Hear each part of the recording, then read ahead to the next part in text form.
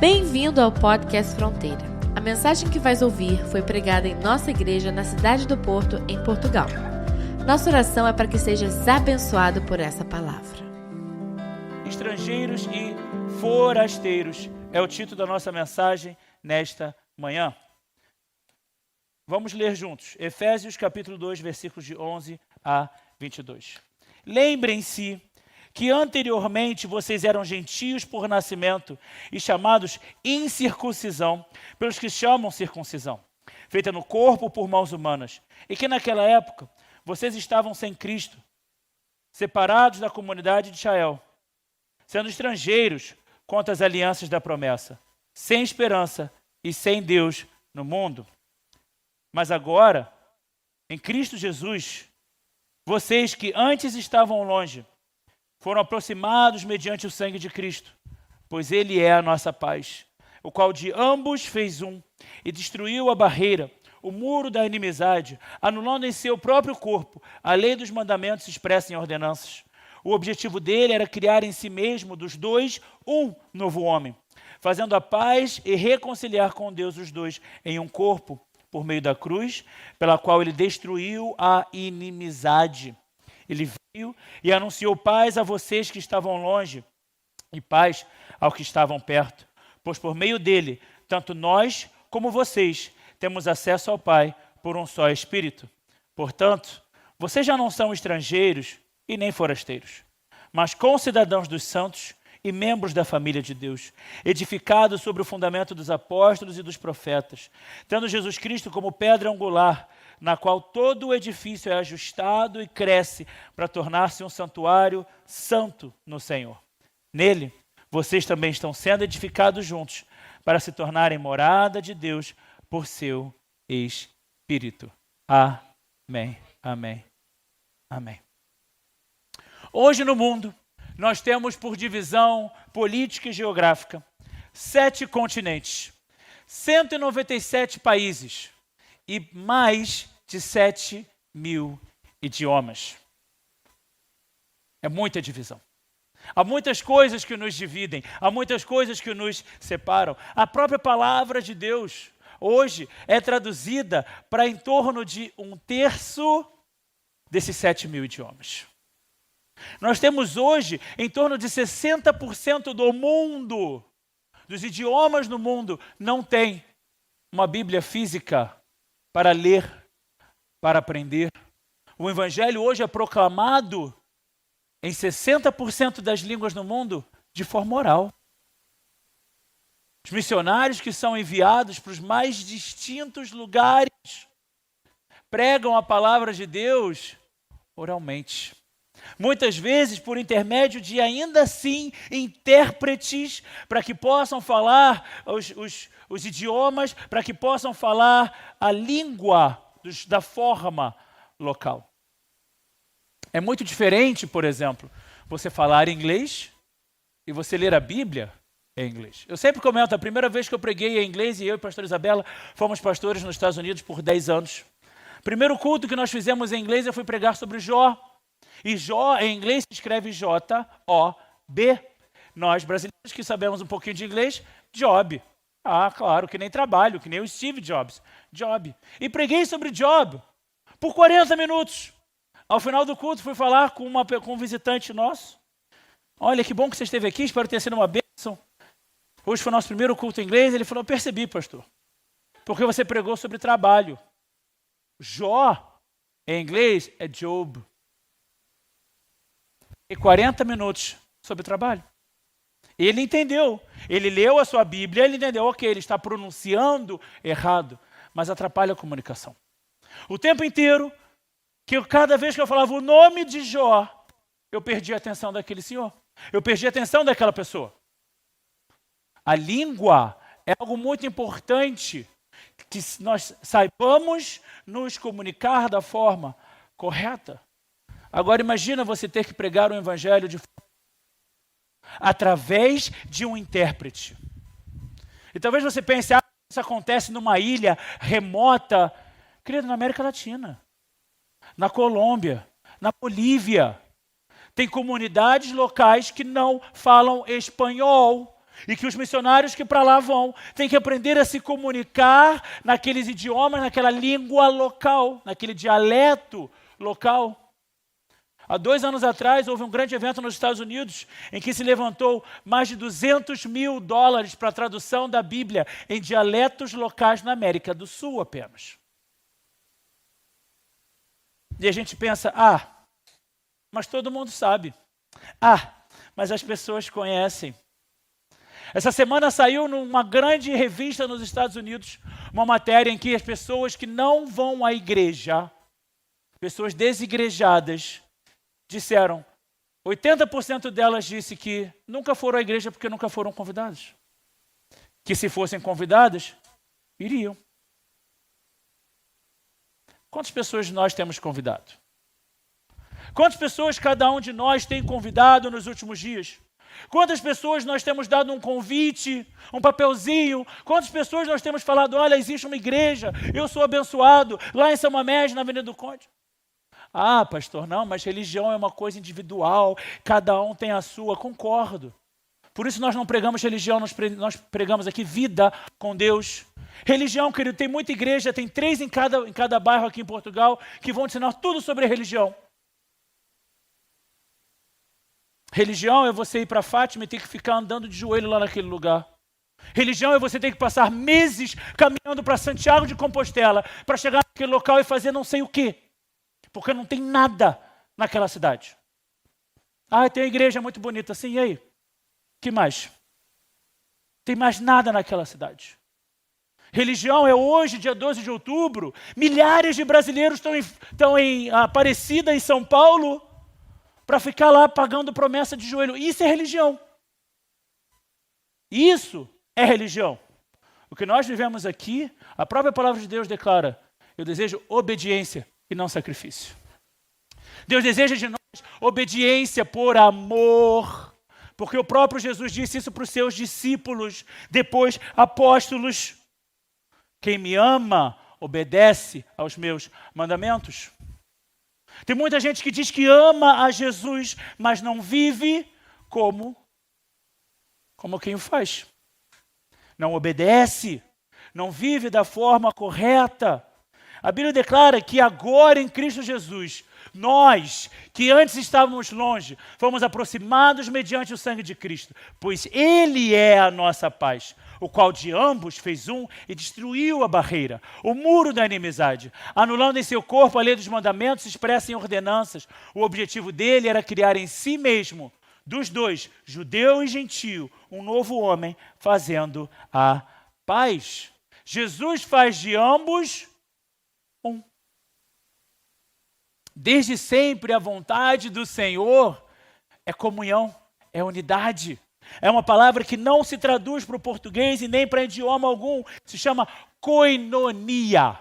Koinonia não é estar junto. Koinonia é viver em conjunto, viver em unidade. Isso é a verdadeira comunhão que nós aprendemos na palavra de Deus. Koinonia é quando nós entendemos que Deus, Pai, Filho e Espírito Santo são comunhão em si próprios. A sua própria natureza é uma natureza de unidade, de comunhão, de estar junto, de fazer junto. Tanto que já no Gênesis, o Senhor nos ensina, quando Ele nos cria, façamos o homem à nossa imagem e semelhança. Deus, Pai, Filho e Espírito Santo, a comunhão, a unidade, koinonia, perfeito que só Deus pode trazer. Façamos o homem à nossa imagem e semelhança. Ele já nos ensina na nossa criação. Antes de nós sequer sermos, Ele já nos projetou para sermos tal como Ele, unidos com Ele, em comunhão com Ele. E ambos Ele faz um. A verdade é que as pessoas hoje olham para a igreja e pensam, são preconceituosos. Na igreja se julga. Na igreja se aponta dedo. Na igreja não pode nada. A igreja só coloca limites. Querido, aprenda em nome de Jesus. O evangelho nunca divide. O evangelho nunca divide. Quando é que você vê Jesus falando para alguém, essa pessoa não. Não, esse aqui não. Não, ele é de outro lugar. Não. Só para o meu povinho querido. Só para os meus fofinhos. Em momento algum. O que é a grande comissão? Ide pelo mundo e pregar o evangelho a toda criatura. Saiam da Judeia, subam para Samaria e de lá para onde? Para os confins da terra. Onde foi que você ouviu o evangelho? Foi no Brasil? Foi aqui em Portugal? Foi nos Estados Unidos? Foi na Espanha? Foi... Onde você ouviu o evangelho? Se foi, querido, em Jerusalém, confim da terra.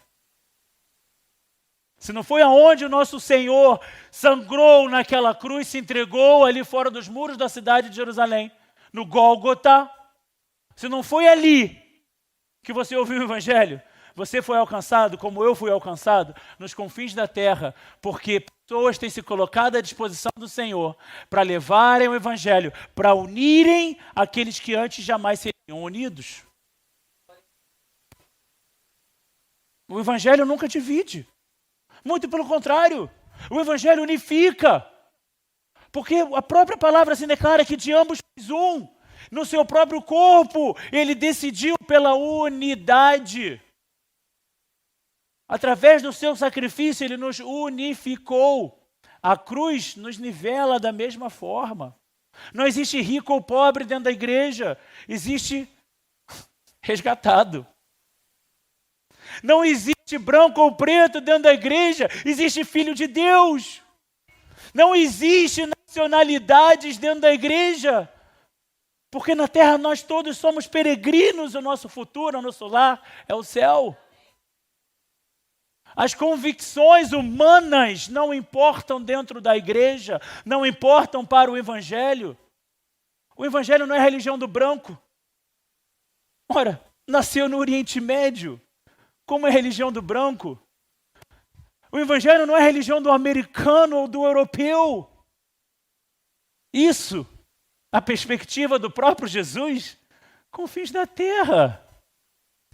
O apóstolo Paulo escreve à igreja dizendo que gostaria de ir à Península Ibérica, mas nunca veio. Se entregou, morreu em Roma.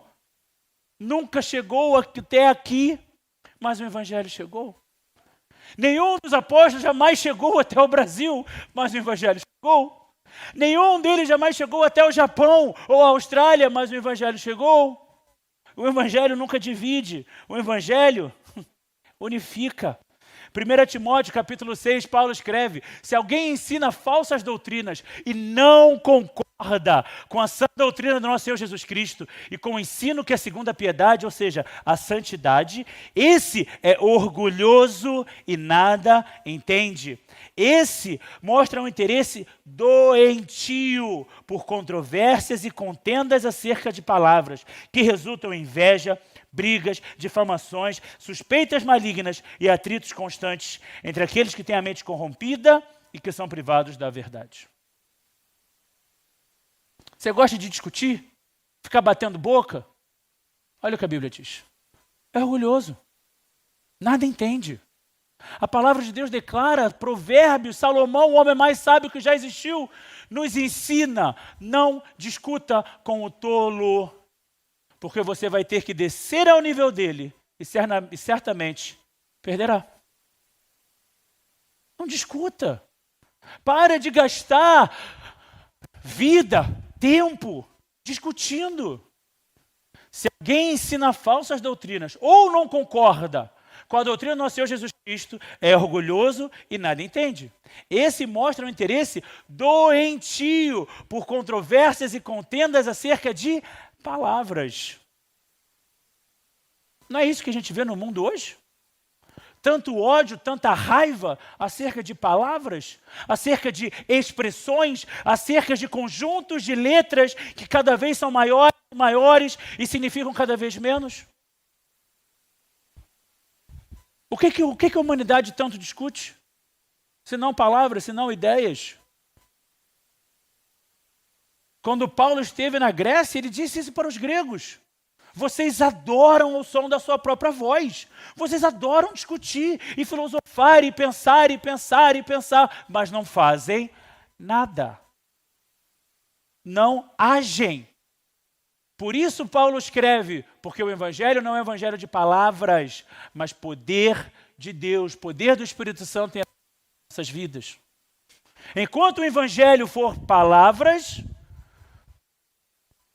controvérsias, contendas, que resultam em brigas, difamações, suspeitas malignas e atritos constantes. Entre aqueles, agora, as discussões, os atritos, são entre aqueles que têm a mente corrompida e que são privados da verdade. O crente não está aqui. Porque Jesus declarou, conhecereis a verdade o quê? Vos libertará.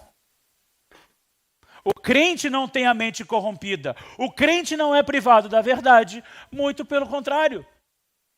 Nós caminhamos naquele que é o caminho. Nós vivemos por aquele que é a verdade. Nós temos vida porque ele é a vida. O crente não está aqui.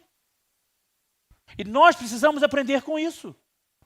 Nosso papel, e nós precisamos entender, a igreja precisa entender isso de uma forma urgente. O nosso papel é apresentar salvação, libertação, paz, vida abundante, plenitude, eternidade com Deus para esse mundo corrompido, privado da verdade.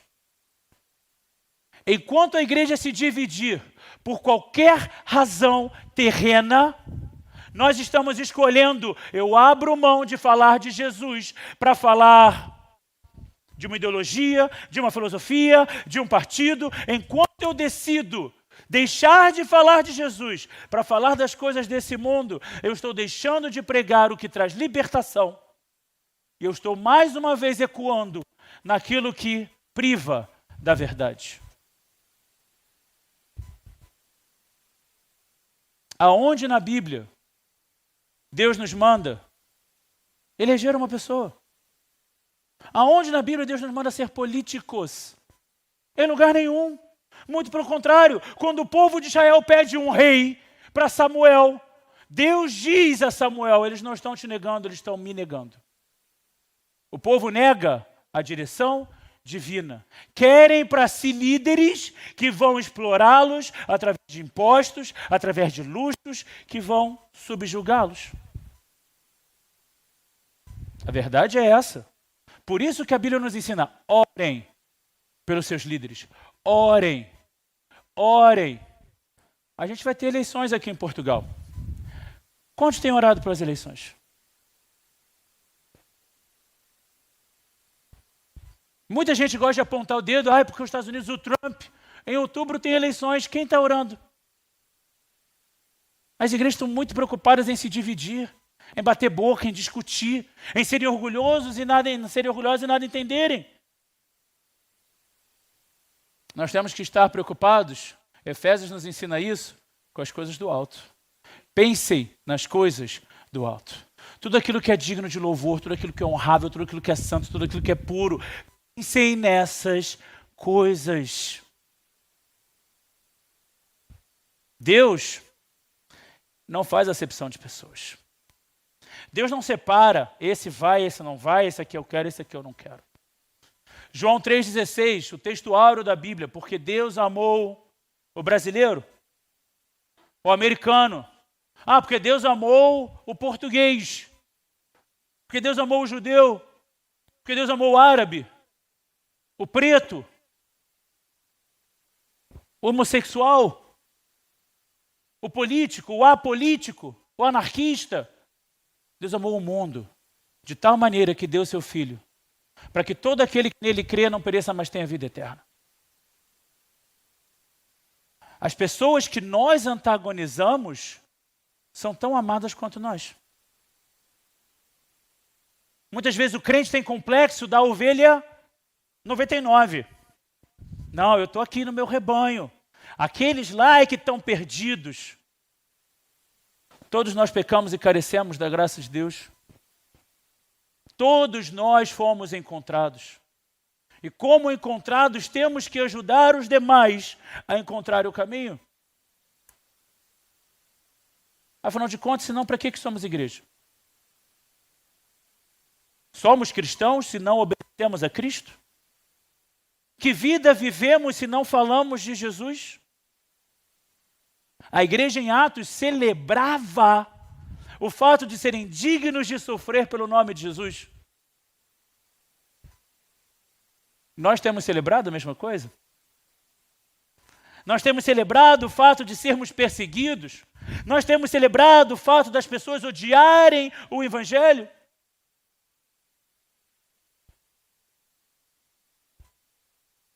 Celebrado o quê? Ai, pastor, eu celebro porque eu vou para o céu. Porque meu Jesusinho tão bonitinho me salvou. Ele é meu teddy bear e eu vou junto com ele para o céu. E o teu vizinho está indo para o inferno. E teu filho não aprende a viver uma vida cristã contigo. E teus pais, não, eles são muito cabeça dura, são outra geração, eles não entendem. Pessoas dividem pessoas. O Evangelho não. Deus não. Jesus Cristo não. Falsos ensinos dividem pessoas. Todos nós concordamos que a gravidade existe, certo? Alguém duvida? Alguém se nega? Alguém voa?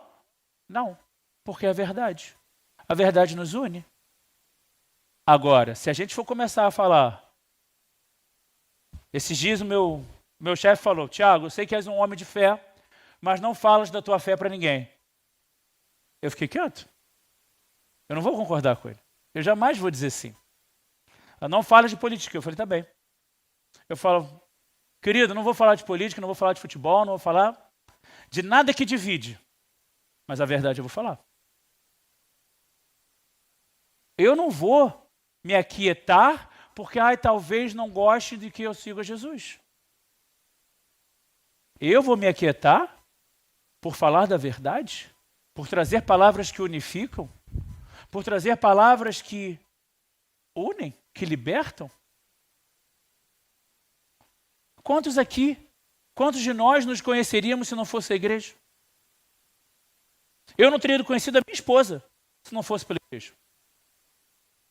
E nossos avós, ambos portugueses, se conheciam no Rio de Janeiro desde jovens. E a gente nunca se esbarrou, a gente nunca se conheceu. A gente só veio se conhecer por causa da igreja. Glória a Deus por isso. Se eu pensasse na minha vida sem Jesus, nem casado estaria. Não teria a maior bênção da minha vida com a minha esposa. Graças a Deus, é impensável imaginar a minha vida sem Jesus. Porque eu tenho o privilégio, eu sei que é um privilégio de ser neto, filho, sobrinho, irmão de pastores. Eu sou grato a Deus por isso. E eu oro para que meus filhos tenham o mesmo privilégio de crescer na igreja, de amar a Cristo, de passar a sua vida pregando Jesus. E da mesma forma, cada um de nós tem que fazer essa mesma oração. Senhor, que a minha vida seja para a tua glória. Que o meu tempo seja para te glorificar. Que as pessoas vejam Deus em mim. Agora, no final do mês, dia 31 de outubro, o que se comemora? O que se comemora dia 31 de outubro? Alguém falou alguma coisa que não foi Halloween? A Reforma Protestante. Dia 31 de outubro de 1517, um homem muito corajoso, na sua cidade, na Alemanha, Wittenberg, pega 95 teses de coisas que a igreja naquele local estava a fazer errado e prega aquelas 95 teses na porta daquela igreja. Ali começa a Reforma Protestante. Ali começa, na Alemanha, dia 31 de outubro de 1517, um movimento que traria a Bíblia para nós. Através desse homem, a Bíblia deixou de ser apenas em latim e passou a ser traduzida para a língua local. Inicialmente, alemão, pois Lutero era alemão. E na mesma época, porque Deus faz as coisas de forma perfeita, Lutero traduz a Bíblia, a prensa passa a existir, o que torna a replicação da Bíblia algo muito mais fácil, muito mais acessível para as pessoas. A partir da Bíblia de Lutero, temos a tradução para espanhol da Reina Valera, tem a tradução em inglês para King James, e a partir da King James chega em português através de João Ferreira de Almeida. Porque esse homem um dia decidiu, chega, não dá para permanecer da mesma forma, não dá para continuar concordando com as coisas que estão sendo feitas. É necessário 5 coisas. Topo, um resumo, se você pega as 95 testes de Lutero e você espreme, são 5 solas. Quem sabe me dizer? A primeira, sola gratia, apenas a graça. Apenas pela graça nós somos salvos. Sola fide, apenas pela fé nós podemos viver e agradar a Deus. Solus Christus, apenas por Jesus. Sola Scriptura, apenas a palavra de Deus é a verdade. Soli Deo Glória, apenas Deus merece a glória. 1517. 507 anos atrás, dia 31 de outubro. Nós, igreja, nós celebramos coisas maiores. Igreja não celebra Halloween, não, querido. Tem muita igreja que chega no Halloween e faz, vamos fazer um festival de outono. E aí nós vamos dar chocolate para as crianças para que elas não peguem chocolate na rua. Não. Não. Nós celebramos coisas maiores, a gente não se adapta aos padrões desse mundo. A gente não dá um jeitinho, vamos ver se a gente consegue fazer quase igual ao mundo. Para quê? O mundo é melhor do que a igreja? O doce lá fora é melhor do que a presença de Deus? Querido, eu fico muito feliz quando eu escuto, por exemplo, a Gleice compartilhou com a gente, que a filha dela, a Lara, ama estar na igreja de tal forma que ela já se prepara. No sábado, mamãe, amanhã é domingo, né? Amanhã a gente vai acordar cedo, amanhã a gente vai para a igreja. E domingo ela está pronta para vir para a igreja. Na nossa igreja em West Palm Beach, certa vez uma querida nossa nos mandou um áudio, que ela mandou um WhatsApp para o marido que estava em casa, ela estava chegando no trabalho, olha, não vai dar tempo de eu chegar em casa para a gente ir para a igreja, avisa aí a nossa filha que não vai dar para ir. A Leandra, avisa a Leandra que não vai dar para a gente ir. A menina pega o celular do pai e chora. Mãe, eu quero ir para a igreja, porque Jesus... E ela chorando, gritando, dizendo que queria ir para a igreja. Isso me alegra. Isso me alegra muito. Porque são crianças que se tem essa alegria para estar aqui... Querido, nós não temos 300 crianças. Nós não temos uma sala, departamento infantil, com milhares de brinquedos e pinturas nas paredes e... O mundo hoje tem todo tipo de atração para as crianças, para os jovens, para todos nós. O mundo tem tudo que nos atrai. A igreja não. Você vem para a igreja para quê? Para ouvir que você precisa se converter? Para ouvir que você precisa se transformar? Para saber que você não está bom o suficiente ainda? Para saber que a gente precisa melhorar para chegar mais perto de Deus? É. E as crianças ali dentro da mesma forma. Existe hoje cada vez mais uma sede tamanha pelas nossas crianças. 3 anos atrás, 2022, o presidente dos Estados Unidos entrevistou um TikToker que tem milhões de seguidores mirins. É um homem, deve estar nos seus 30 e poucos anos agora, que se apresenta como mulher. E pediu para o presidente, me chame de ela. Milhões de crianças seguem essa pessoa. E você acha que não influencia? Tanto influencia que essas pessoas são chamadas de influencers. Influenciadores digitais. As crianças passam 3 horas por semana na igreja. 165 horas por semana elas estão fora da igreja. Estão em casa, estão na escola, estão a ver coisas e falar coisas que nem os pais sabem muitas vezes. sola escritura, sola gracia, sola Cristo, sola fide. A gente vem para a igreja porque a gente entende. Eu preciso dessas coisas. Agora, em Cristo Jesus, vocês que antes estavam longe, foram aproximados mediante o sangue de Cristo. O sangue de Jesus nos aproxima. O sangue de Jesus nos aproxima. É lindo quando eu vou para Rostock, quando nós vamos para a nossa igreja na Alemanha, porque, querido, eu falo 10 palavras de alemão. E eu brinco que a língua alemã tenta te convencer que ela é mais inteligente do que você. Quando você acha que entendeu a lógica da língua alemã, é algo totalmente diferente, você não entendeu, foi nada. Mas é tão bonito ver o carinho. É tão gostoso você chegar no local em que você não fala o idioma, em que você não sabe o que o pastor Johannes ou a pastora Dani estão a pregar. Mas você é tão amado, você é tão abraçado, você é tão bem-quisto, você sabe que as pessoas ali oram, amam você. Quem estava aqui no Virtuous, a nossa conferência de mulheres, viu.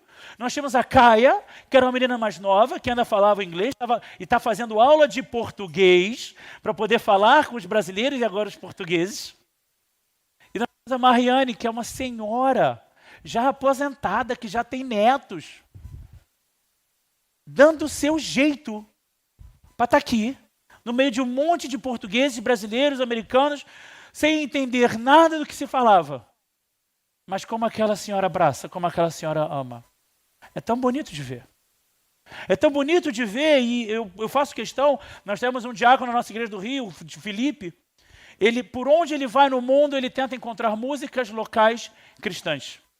Ele já mostrou música filipina, coreana, africana, chinesa, e os álbuns que ele tem, e é lindo, porque você reconhece algumas melodias. Você fala, nossa, olha que lindo que é esse hino nesse idioma. O Evangelho unifica.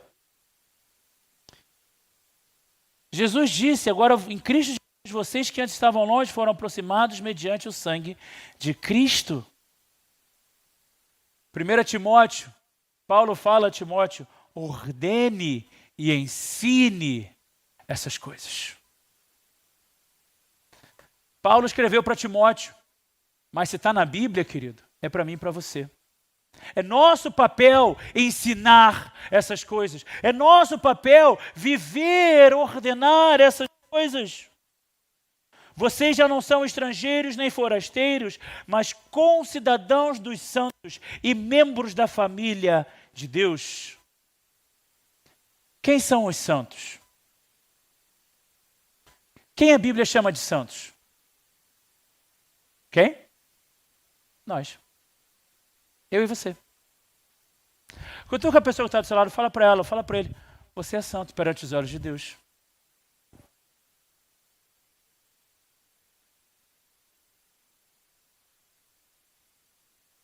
Agora, talvez você pense, não sei, pastor. Não sei se sou tão santo assim. Tem muita coisa que eu preciso melhorar. Todos nós. Tem muita coisa que eu preciso acertar na minha vida. Todos nós. Eu tenho falhas, talvez de caráter, talvez de comportamento, talvez nas minhas atitudes, que eu preciso acertar. Sim. E a Bíblia diz, vocês já não são estrangeiros nem forasteiros, mas concidadãos dos santos e membros da família de Deus. Havia um corinho, quando eu era mais novo, que nós cantávamos na igreja, que dizia assim, eu sou membro real da família de Deus. Sou irmão de Jesus para os céus. É tão simples, mas tão verdadeiro. Somos nós, essa é a nossa realidade.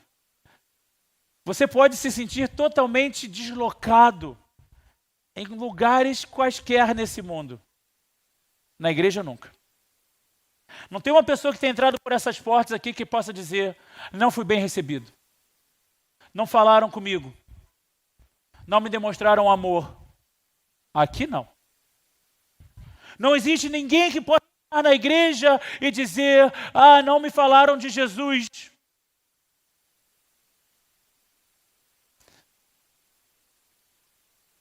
Falar de Jesus já não é uma prova de amor? Falar daquele que salva, que traz paz, que dá alegria. Não apenas uma vida eterna no céu, que eu não sei como vai ser. Nessa terra. O melhor da vida nessa terra. O povo mais feliz da terra é o povo de Deus. Se falar de Jesus não é um ato de amor, eu não sei o que é. Nós precisamos falar de Jesus. Nós já não somos. O mundo vai te chamar de estrangeiro. O mundo vai te dizer forasteiro. Você fala diferente. Você tem uma cor de pele diferente. Você se veste de uma forma esquisita. Qualquer lugar que você for, querido. Se você é de São Paulo, você vai para o Rio, as pessoas vão rir de você por causa do seu sotaque. Porque você fala porta e não porta. Aí você, eu estou no meu país, tá. Mas está deslocado. Mas eu sou europeu, sou cidadão português. Muito bem. Eles vão ouvir como você fala e vai dizer, fala diferente. Qualquer lugar que você for, você vai para a Ásia. Mas seu cabelo é diferente. Você pensa diferente. Você se veste diferente. Não existe nenhum local no mundo que as pessoas vão te aceitar como você é, a não ser na casa de Deus.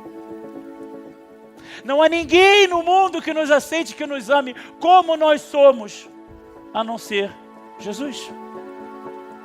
Não há nenhum local nesse mundo em que as pessoas não vão discutir, não vão competir, não vão julgar, a não ser na casa de Deus. Porque a cruz nos nivela. Todos nós pecamos e carecemos da graça de Deus. Tem pessoas que vão te dizer, você é pecador. Tem pessoas que vão apontar o dedo e dizer, você não está no seu lugar. Sabe quem acusa? Satanás. Sabe o que Jesus faz? Recebe. Vem. Vinde a mim, os que estão cansados e oprimidos, e eu os aliviarei. Aprendam comigo, porque sou manso e gentil de coração. Palavras do Mestre, palavras de Jesus. Vinde a mim. Vocês já não são estrangeiros do forasteiro, concidadãos dos santos, membros da família de Deus. A Bíblia me chama de santo, cidadão dos céus, família de Deus.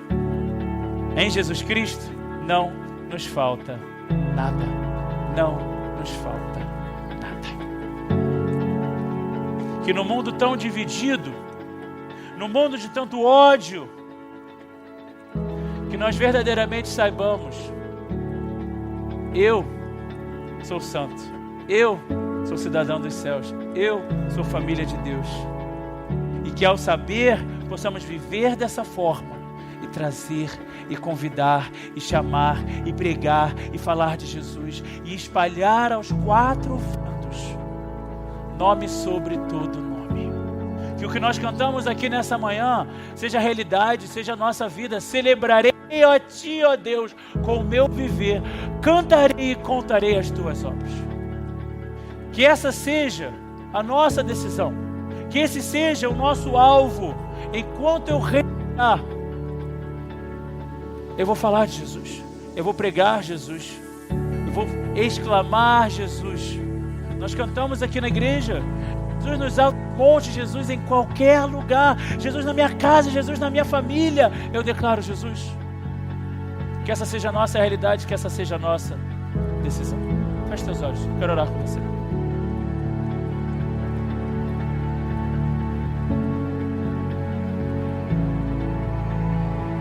Saiba mais sobre nós. Visita nosso site fronteira.church ou descarrega nossa app Fronteira. Que Deus te abençoe.